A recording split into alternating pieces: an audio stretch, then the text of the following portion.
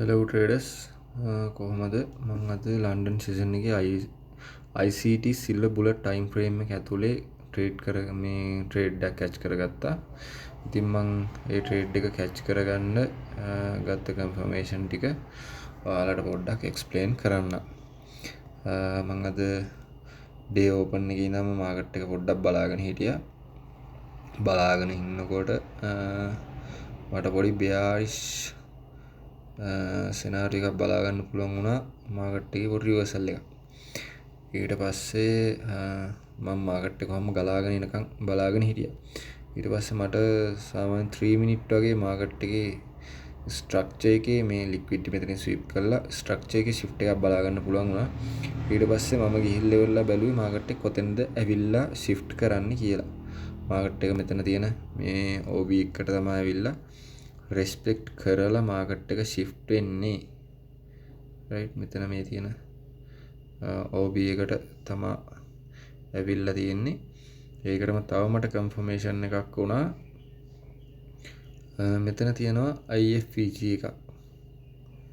Right මෙතන IFVG එකක් තියෙනවා. ඒ වගේම මෙතන පොඩි බ්‍රේක් බ්ලොක් එකකුත් තියෙනවා. right මෙතන අනික මෙතන මේ ඕපන් එක ඒ කියන්නේ කැන්ඩල් ඕපන් එකේ හැදිච්ච ગેප් එකක් තියෙනවා right එතකොට මේ ગેප් වල පොඩ්ඩක් volatility එක වැඩි මේ හරිය ගොඩක් ඕඩර්ස් විල්ලා තියෙනවා ඒ ලික්විඩිටි ටික අරගෙන මාකට් එක මෙතනින් ස්ට්‍රක්චර් එක shift වෙයි කියලා අපිට පොඩි අයිඩියා එකක් ගන්න පුළුවන්. හැබැයි මම මෙතන SMT බැලුවා මට SMT මෙතන කැච් උනේ නැහැ. හැබැයි මෙතන මට RSI oversold එකේ තියෙන්නේ කියන එක මට මෙතනින් හම්බුණා. හැබැයි RSI divergence එකක් තිබුණා. මේ මම යූරෝ එකට ගිහිල්ලා බලනකොට යූරෝ එකේ divergence එකක් මට කැච් උනේ නැහැ. right ඒ ටයිම් එක ඇතුලේ.